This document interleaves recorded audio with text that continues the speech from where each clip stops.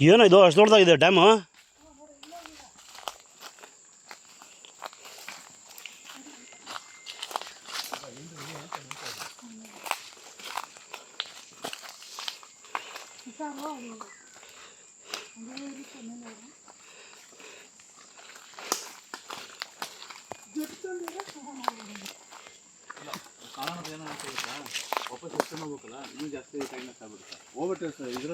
ಸ್ವಲ್ಪ ಸೈಡ್ ಬಾ ನಮಗೆ, ಸೈಡ್ ಬರ. ಸ್ಕೂಲಲ್ಲಿ ಇಲ್ಲಿ ಬೇಡ ಅಂತ ಹೇಳಿದ್ದಾರೆ, ಅವ್ರು ಕ್ಲೀನ್ ಮಾಡ್ಬೇಕಂತ.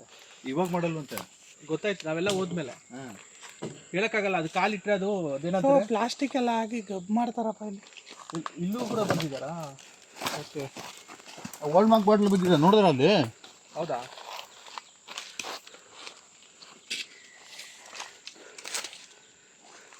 ಇದೇನಾ ಬ್ಯಾಕ್ ವಾಟರ್ಸ್ ಅಂದ್ರ? ಕಾಲಿಟ್ರೆ ಅದು ಕ್ವಿಕ್ ಸ್ಯಾಂಡ್ ಅಂತ ಇರುತ್ತೆ ನೋಡಿ, ಕಾಲಿಟ್ರೆ ಒಳಗೊಟ್ಟು ಹೋಗ್ತೀವಿ. ಇಲ್ಲ ಬಿಡಿ, ಇದು ಕ್ವಿಕ್ ಸ್ಯಾಂಡ್ ಅಲ್ಲ. ಏನೋ ಇಷ್ಟು ನೀರಿದೆಯಾ ಕರ್ನಾಟಕದಲ್ಲಿ?